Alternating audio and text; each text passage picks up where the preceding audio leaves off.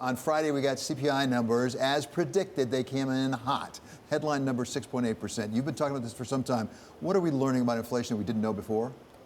We're having it confirmed that it's not transitory.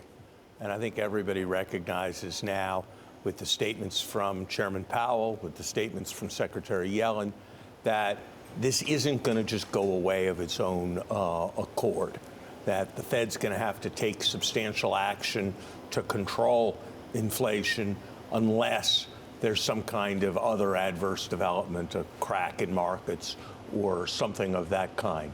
But we've put in motion for the first time in 40 years excessive inflation caused by overheating of the economy, and that's going to have to be worked out of the system.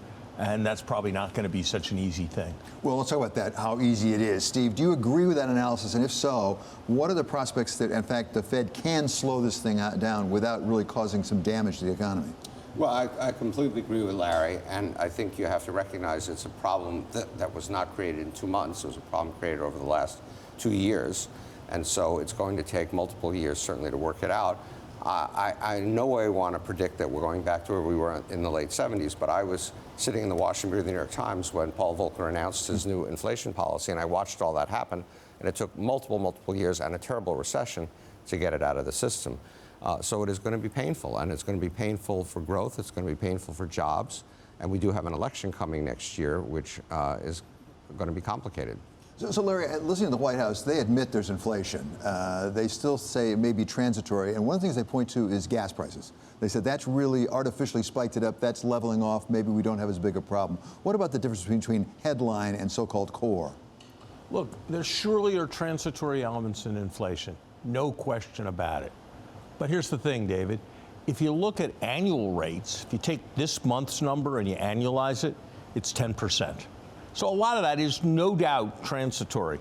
But to say that a lot of it is transitory is not to say that it's going to get anywhere near price stability on its own.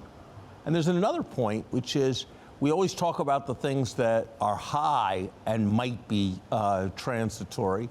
House prices on every index, rental prices on every index except the CPI are up 20% over the last year. The vast majority of that is not yet in the CPI, so it's probably coming. Every business person I talk to says the same thing. They say, we're going to have much higher labor costs going forward to retain our people. We're going to have higher input costs, and it's kind of okay because we're going to be able to pass it on.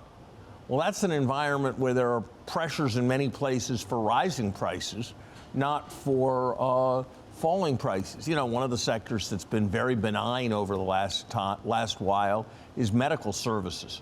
But as you see all the nurses who are quitting, there's going to be pressure there. As you see all the backlogs of elective procedures from the last year or two, there are going to be backlogs there. So I think we're going to entrench inflation way above 2%, perhaps in the 4% or even higher range, unless something happens to break the current mood, to break the current trend.